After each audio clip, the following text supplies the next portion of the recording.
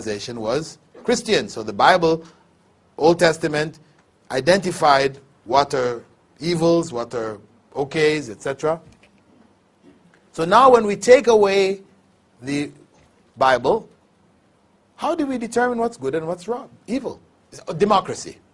We have a principle here. Democracy, where the majority agree on something, that's what's good. If the majority don't agree, they feel otherwise, then that's what's bad. That's our principle. What that does, of course, is it removes any solid basis for morality in the society. Because if the majority feels something is good today, it's good. If they think it's bad tomorrow, it becomes bad.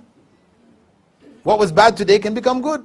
So, where is your basis? And that's exactly what has happened in the society. That the values that were held have been turned upside down. Before the 70s, if you asked anybody in the 60s, for example, about homosexuals, they would say, oh, bad people, corrupt, sick, an abomination unto the Lord, as in the Old Testament. And the psychiatrists considered them to be ill.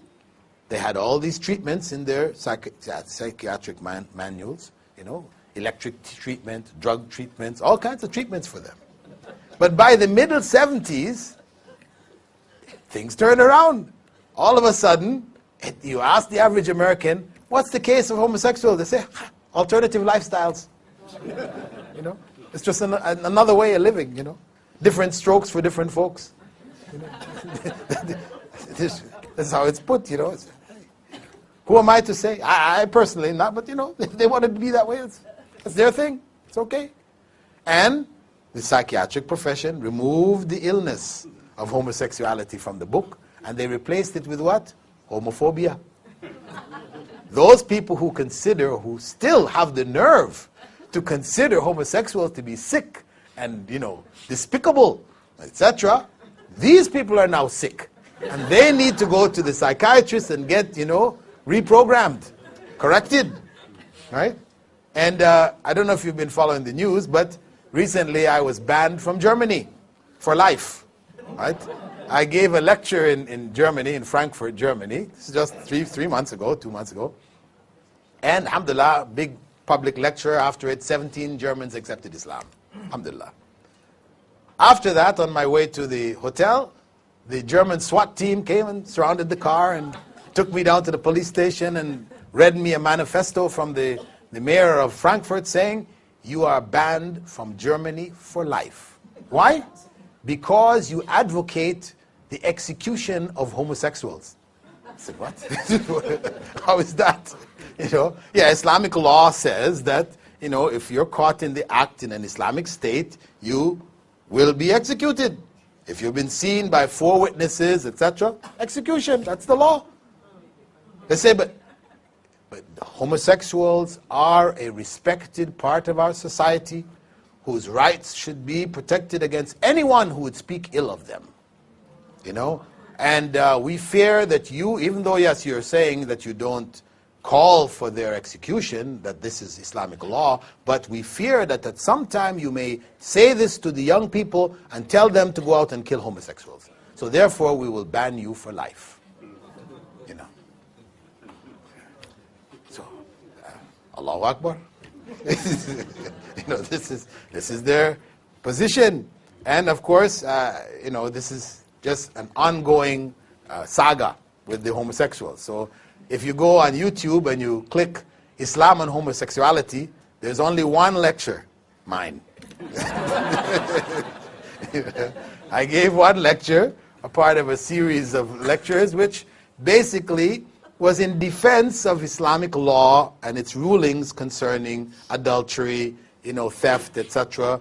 You know, it talked about many other things, but among them was homosexuality and its punishment in Islam. It was a lecture given in defense of Islamic law. It looked at all of the arguments of the homosexuals. They like to say, you know, it's nature, it's in nature. It's not unnatural like you all are saying. Because we can find a fish off the coast of Japan who, when the male mates with the female, he now starts to act like a female. So the other males come and try to, mate with him, and that way they don't get to his female. Yeah, there's a fish like that off the coast of Japan. And there's also a butterfly in South America that does the same thing. So he said, it's not unnatural. So I said there that, okay, we also have the black widow spider. The black widow spider, when she finishes mating with her husband or mate, she kills him and eats him. So is that okay now? We say it's natural for wives if they, have that inclination to kill their husbands and eat them. So I went through their genetic arguments and all the different arguments, and I showed that they were false. So I've attacked the homosexuals according to their judgment, because it is not for them, it's not enough to say, well, okay, we accept you. You have the right to make your choice. No, they're saying, don't even say anything against us. Not only toleration, we want to be respected and liked. And they have now introduced into the educational systems of the West. In the States, kids in grade 1 on the East Coast have a book which is called My Two Dads. Yeah, grade 1, My Two Dads. In it, Johnny has 2 dads, Tommy has a dad and a mom. But Johnny's 2 dads, they're really great guys. They take him to the beach, they take him to the playground, they take him here, they take him there, to get the children used to the idea of 2 dads. In England, the book they have is called The Prince. Grade 1, grade 2 students. The kingdom of so-and-so, they had a prince who they were trying to get a wife for. The parents were bringing this young, beautiful princess and this one, but no, he didn't like this one. Finally, he met another prince, and they liked each other, and they were close, and they were, very subtly feeding these ideas into the society. So they are coming at that civilization, they're coming at them in full force. And of course, it's coming at us too. Because from there, it comes to us. It's just a matter of time.